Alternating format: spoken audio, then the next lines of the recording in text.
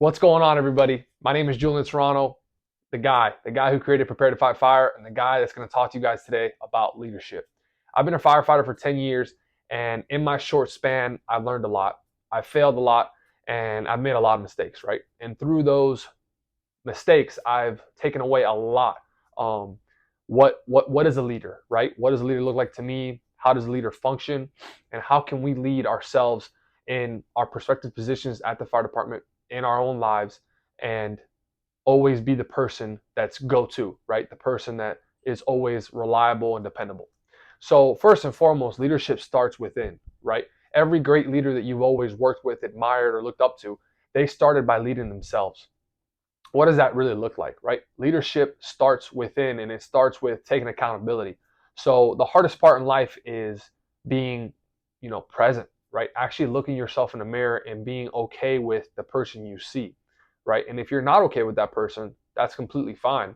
It's now time to create a plan and roger up and make sure that we change what we don't like in the mirror. And how do we change that? Step by step. A lot of people want to look at the finish line and not look at what's right in front of them. The finish line will create anxiety. The finish line will create, that feeling like I can't do it. It's too far away, et cetera, et cetera. You need to focus on what can you do today to become a better person, whether that be physically, mentally, emotionally, spiritually, right? You focus on the day. The days turns into weeks, the weeks turn into months, months turn into years, and one day you'll look back in the mirror and you'll be proud of that person. So when we talk about leadership, we need to understand that you have to lead yourself first. So you have to take accountability, right? Nobody's perfect. Every great leader, every great person you admire, you look up to, you have to understand that they've been through the lows that you're going through or that you've been through. And what they were able to do is pick themselves up in that low and make it very crystal clear that this is not going to last, right? We talk about seasons in life, it's highs and lows. And a great leader understands that the mission never changes no matter what season you're going through. You have to have a narrowing focus of what you want to be and how you can change the person that you want to become in order to get through the low moments. Everybody smiles when it's, sunny and 75 outside. It's the person that when it's raining and all you see is thunderstorms for miles and miles ahead that is still focused is that person, that leader that you want to follow, right? And to become that person, it takes consistent work on oneself, right? And it's not just work physically, it's really work in all three areas that I believe. So the three areas that I believe a great leader really is strong, it presents to be very strong are strength,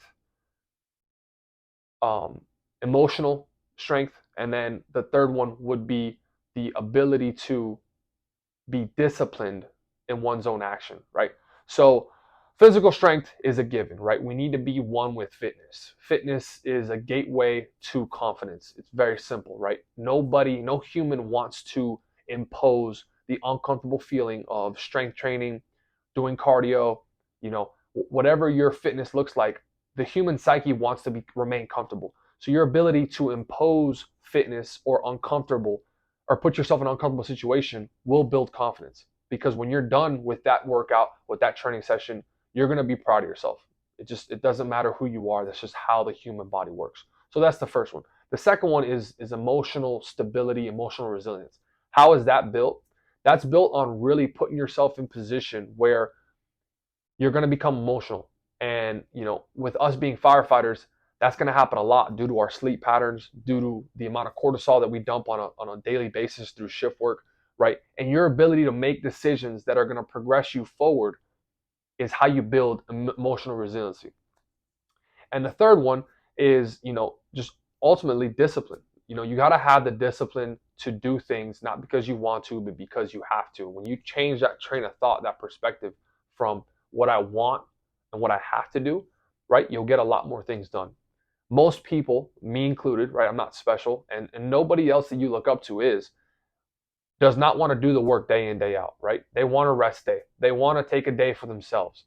And your ability to construct a day where you're progressively moving forward, moving the needle forward, doing the work, and then still taking time for yourself, still implying, the things that you need for your own well-being, will get you where you want to be. And there's no finish line. Like when it comes to leadership, every leader that I've looked up to, they're constantly working, right? Constantly under construction, as one would say. And that's the mindset you have to have. So what do I look for in a leader, right? The number one quality I look for in a leader is selflessness. So somebody who is above themselves, right? They are more worried about everybody else than they are themselves. And take that with a grain of salt, because those people make time for themselves. You just don't see that time, because when they're present with you, or they're engaging with you, or they're in a situation where they're in a group environment, where they're at work, they are focused on the mission. And they're able to do that because they've enabled the discipline to take care of themselves in the time that it's not affected the time they have with you, or the time that they're needed as a leader. So they've already taken care of themselves. So now it's time to take care of everybody else. And don't overlook that sight, that you have to take care of yourself. If not, you won't be able to be a good leader. You won't be able to take care of anything or anyone. And if you do, or you are able to take care of other people, it's short-lived, right? You will burn that candle to just a wick, that eventually that wick will run out, and you're empty and dry. So the biggest, quality I look for is, like I said, that person that really listens to his team members, really listens to what is going on. It's not his way or the highway. It's the way that makes the most sense, and the way that the team can accomplish the mission at the highest level. When it comes to you leading in your own, prospective fire department, you need to understand that you have to be really good at being what your position calls for, right? And that's kind of a lost art in the fire department and in the world, right? Is being really good at the position that you're asked to do or asked to be. And what does really good look like? It's being a student, right? It's always learning, being really eager to improve, being really, eager to understand that there's so much that you can learn, not only from a skill set, but also a confidence level of being able to perform that job in an array of situations, under, different circumstances, time, you being sick, you working with other people that are better than you, that aren't as good as you, right? A good leader makes everybody else better. And a position really doesn't define a leader, right? You can be a leader and be a firefighter. You can be a leader and be a captain. You can be a leader and be a driver. You can be a leader and be a chief. And you can also have all those positions and never be a leader, right?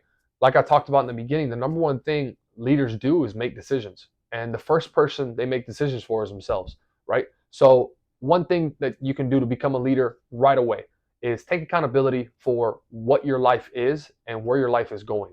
And if you don't like that track, change it, right? That's the number one way. The second way is, like I said, hold yourself accountable for everything and anything. When things go wrong, hold yourself accountable. When you're not, in the best mood, hold yourself accountable. When you're not operating at the highest level, hold yourself accountable, right? That's the only way you can lead yourself to become a better version. And people will attract to that. People will see that this guy is always focused on being better. And that's another amazing trait of a leader, is they're never good enough, right? You never can be good enough. You'll never arrive.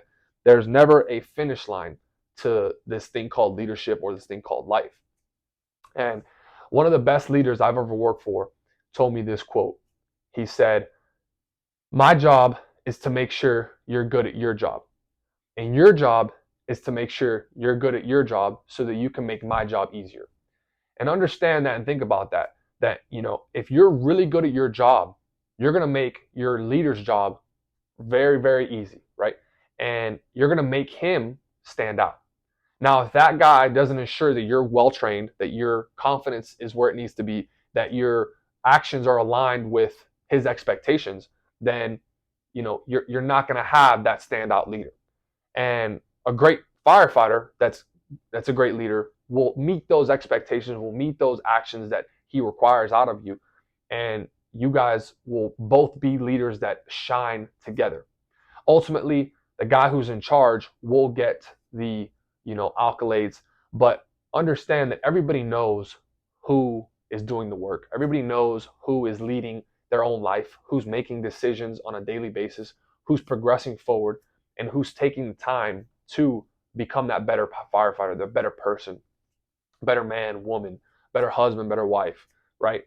So guys, listen, it's really a lot. Leadership is a lot, but the first place you start is with yourself, right? And if you're not doing that, you need to start, right? Like I said, it's three things: it's physicality, it's emotional, and then it's spiritual, right? Spiritual for me is not just faith driven, but it's one's belief in oneself, right? The ability to know I can, any given situation, I will rise and I will perform at a high level. um, from a standpoint of emotional resiliency, we talked about that. It's very, very easy to make a bad decision when you're emotional, right? Start creating the habit of detaching. Not every action needs a reaction, okay? And then from the standpoint of, you know, the physical side of it, guys, every day you should be doing something to sharpen your mind. Put yourself in that position where, you're being resisted by the inner bitch. The inner bitch is telling you, hey, we don't want to face this discomfort. You impose that discomfort and you grow, right? That's how you build that confidence. And like we talked about, fitness is a gateway to confidence. It's very simple. So, guys, I hope you guys get a lot out of this video. Again, I just want to bring you guys value. If you guys like this